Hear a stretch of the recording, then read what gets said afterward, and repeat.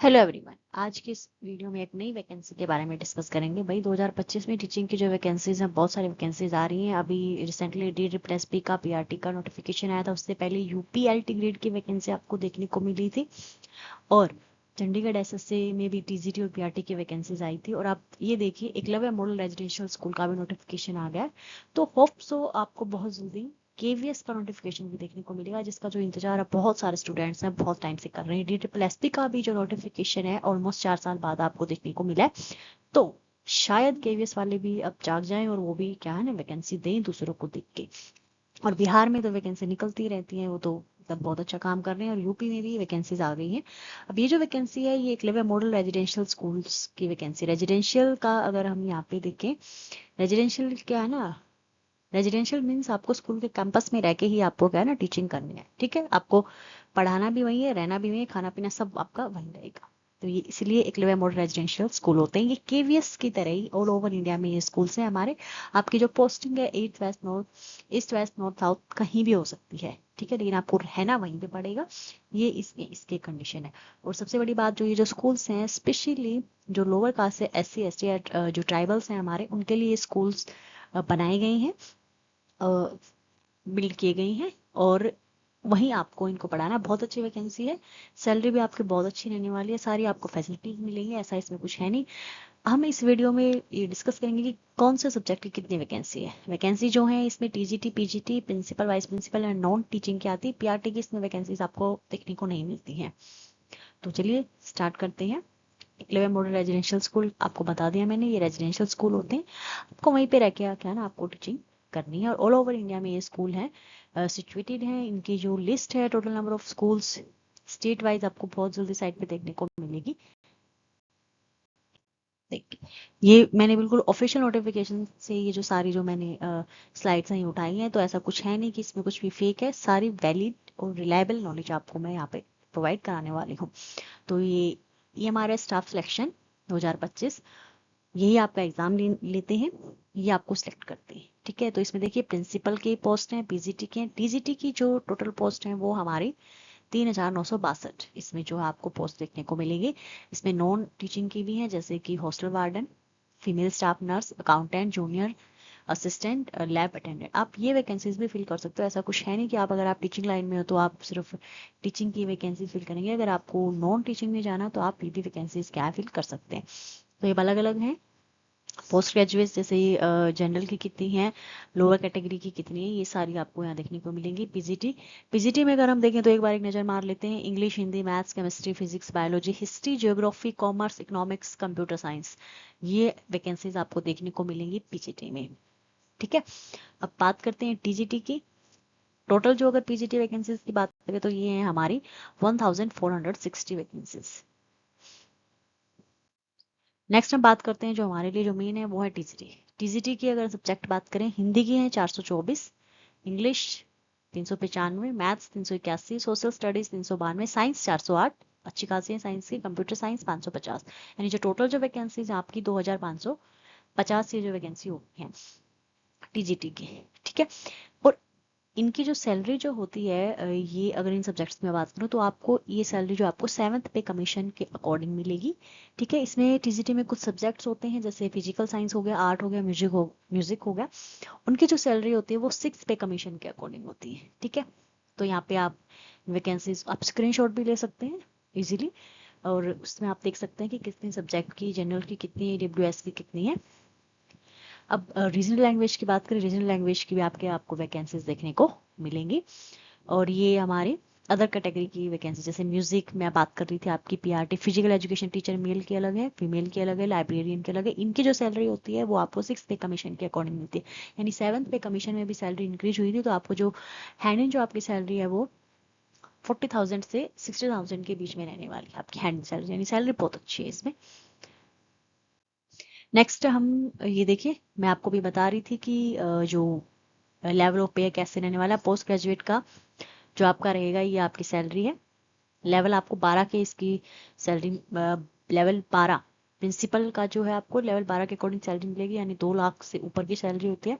PGT में अगर हम बात करें तो 1.5 लाख तक की सैलरी हो जाती है। और TGT में आपको 7th पे लेवल के अकॉर्डिंग जो है आपको सैलरी मिलने वाली है। ये देखिए 4,000 से लेकर ऑलमोस्ट 1.5 लाख तक इसकी जो सैलरी है। आर्ट म्यूजिक की जो बात करें, इनको 6 जो पे कमीशन है उसके अकॉर्डिंग मिलेगी, बाकी लेवल 5 ऐसे ही 6 टू अलग अलग इनका जो लेवल सैलरी का। लेकिन आपके लिए जो काम की है, जैसे अगर आप टीचिंग लाइन में जाना चाहते हो तो पीजीटी टीजीटी सैलरी इसकी बहुत अच्छी है।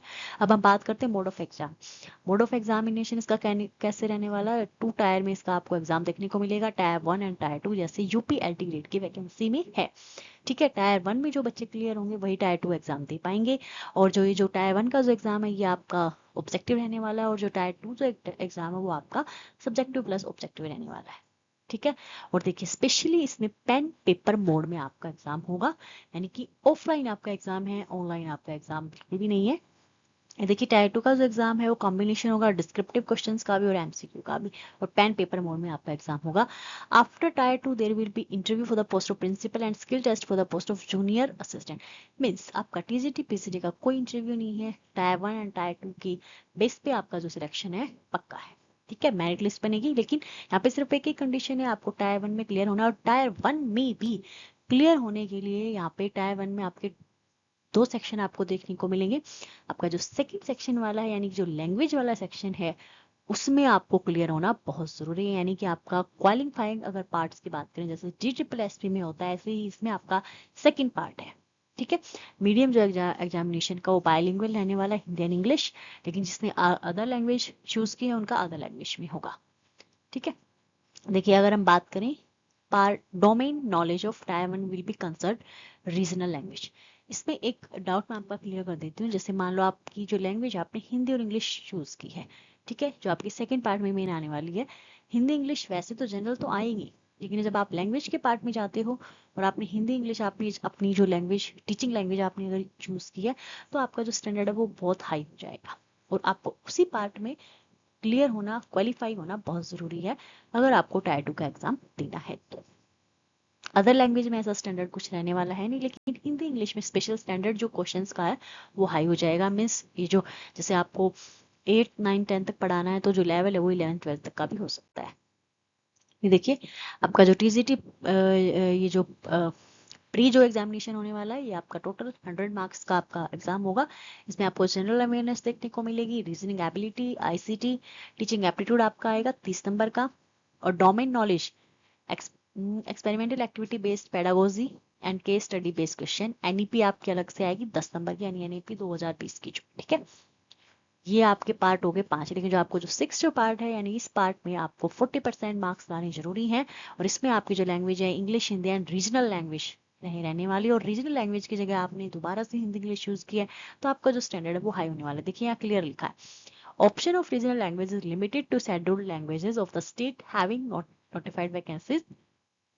Every candidate has to opt one language out of aforementioned scheduled language. However, the standard of English and Hindi for those who are opting one of these two language as regional language. Regional language आपने हिंदी और English में से choose किया तो will be higher than the standard as that general English and general Hindi. आपकी जो general English और general Hindi जो आएगी उससे इसका जो स्टैंडर्ड है वो हाई रहेगा। मान लो आपने रीजनल लैंग्वेज इंग्लिश यूज किए तो आपकी इंग्लिश का लेवल हाई रहेगा, और अब मान लो आपने हिंदी रीजनल लैंग्वेज चूज किए तो आपका जो हिंदी का लेवल है हाई रहेगा। ठीक है, यानी इसमें लैंग्वेज कॉम्पिटेंसी होगी general English, general Hindi and regional language. यहाँ पे रीजनल लैंग्वेज की जगह आपने दोबारा से हिंदी चूज किया तो स्टैंडर्ड हाई रहने वाला है, और अगर इंग्लिश चूज किया तो उसका स्टैंडर्ड हाई रहने वाला है। ठीक है, out of 30 English, Hindi and regional language put together एक साथ आएंगे। अगर इसमें आप सेकेंड इस 6 वाले पार्ट में अगर आप क्लियर नहीं होते हैं, तो आपका जो फर्स्ट पार्ट 1 से लेकर 5 तक का आपका इवेल्युएट ही नहीं किया जाएगा, मीन्स आप उसको माना ही नहीं जाएगा। ठीक है, जो आपका एग्जाम है 2.5 घंटे का रहने वाला है, और इसमें नेगेटिव मार्किंग आपकी रहने वाली है स्पेशली। जो अदर लैंग्वेज की बात करें तो ये अदर लैंग्वेज है, आप देख सकते हैं। देखिए इसमें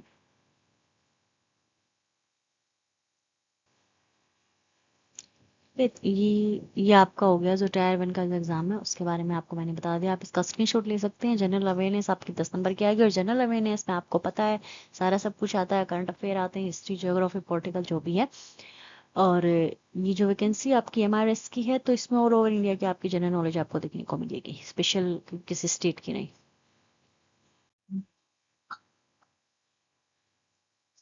अब बात करते हैं टायर 2 की। इसमें only for candidates who will be shortlisted in the ratio of 1:10 against the notified vacancies. ठीक है, आपका टायर 1 का अगर एग्जाम उसमें से 1:10 यानी कि एक वैकेंसी पे 10 स्टूडेंट को टायर 1 से सिलेक्ट किया जाएगा, जो टायर 1 जो हमारा जो एग्जाम है प्री का जो एग्जाम है उसको क्लियर करेंगे। टायर 2 में आपके कंपोनेंट्स रहने वाले टेस्ट के subject specific syllabus is uploaded on the website.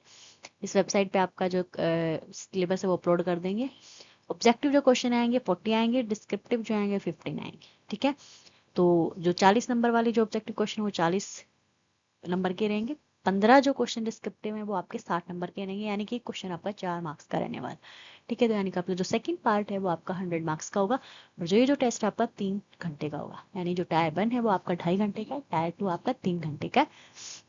Preparation होगी जो मेरिट लिस्ट की वो on the basis of the performance in the tyre 2 examination only. देखिए टायर 1 है यहाँ पे क्वालिफाइंग तरीके से कि आप टायर 2 में बैठने के लायक हो जाओ, लेकिन जो मेरिट लिस्ट जो बनेगी वो आपकी स्पेशली टायर 2 से बनेगी। तो इट मीन्स आपको टायर 1 में क्या है ना, आपको क्वालिफाइंग होना जरूरी है। क्वालिफाइंग के साथ साथ अपने जो मार्क्स भी थोड़े से आपको क्या है ना ऐसे रखने कि हाँ आपको निकाले ना। ठीक है, मान लो कि एक पोस्ट पे 20 बच्चे टायर 1 में जो है क्लियर होते हैं, तो अब उनको लेने 10 हैं, तो उन दो जो 10 बच्चे जो सिलेक्ट होंगे वो हायर मार्क्स वाले होंगे। तो अपना जो पार्ट 2 है उसमें थोड़ा सा अच्छा आपको क्या स्कोर करना है, और पार्ट 1 जो अदर पार्ट्स हैं उनमें भी आपको अच्छा आपको स्कोर करना पड़ेगा। ये आपका एग्जाम का हो गया। अब बात करते हैं एसेंशियल क्वालिफिकेशंस की। बात करते हैं एसेंशियल क्वालिफिकेशन आपकी बैचलर डिग्री रहने वाली है। ठीक है, मान लो आप साइंस से देने वाले हो तो आपके पास 2 साल तक जूलॉजी आपके पास रहनी चाहिए। ठीक है, मेनली, और अदर जो सब्जेक्ट्स हैं वो आपके केमिस्ट्री और बॉटनी के रहेंगे, यानी जूलॉजी आपके पास कम से कम 2 साल तक आपके पास होनी चाहिए अगर आप साइंस टीजीटी का भर रहे हो। देखिए, bachelor honours degree from a recognised institution with at least 50% marks in all subject. ठीक है, 50 कम से कम आपके 50% नंबर आपके आपकी ग्रेजुएशन डिग्री में आए हुए होने चाहिए। ये ऑफिशियल वेबसाइट पे जाके भी आप देख सकते हो अलग अलग सब्जेक्ट के क्या क्या असेंशियल और डिजायरेबल जो है क्वालिफिकेशंस हैं। पोस्ट ग्रेजुएशन भी चल सकता है इसमें। कंसर्न सब्जेक्ट में 50% मार्क्स आपके होने चाहिए। बीएड एमएड इसमें बहुत जरूरी है। ठीक है, बीएड डिग्री होनी चाहिए आपके पास, उसमें भी 50% मार्क्स आपके होने चाहिए। सीटेड आपका क्वालिफाई होना चाहिए। ठीक है, level 2।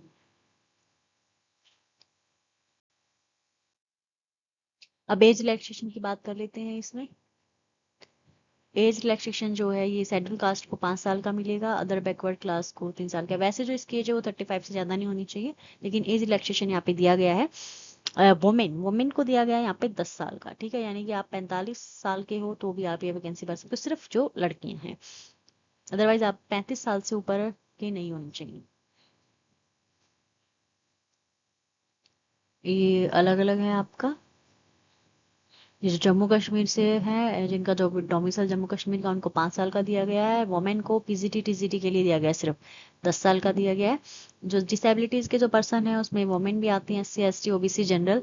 For women with disability clause is not applicable. 10 साल 13 साल 15 साल ऐसे इसमें दिया, यानी एज रिलैक्सेशन बहुत अच्छा है। तो आप आपके पास बहुत मतलब ऐसा कुछ है नहीं कि मारा मारी है एज की, तो एज रिलैक्सेशन उन्होंने अच्छे से दिया है। आप ये फॉर्म फिल कर सकते हैं। Thank you. आपको आई होप आपको वीडियो पसंद आई होगी, तो जल्दी से अपना फॉर्म फिल कीजिए। सबसे पहले आपको रजिस्ट्रेशन करना है, जैसे यूपीएलडी ग्रेड में आपका 1 टाइम रजिस्ट्रेशन हुआ था, उसके बाद आपको इस पोस्ट के लिए अप्लाई करना है, और सोच समझ कर आप जिस पोस्ट के लिए आप एलिजिबल हैं उस पोस्ट के लिए आप क्या कीजिए, अप्लाई कीजिए। Thank you. जय हिंद।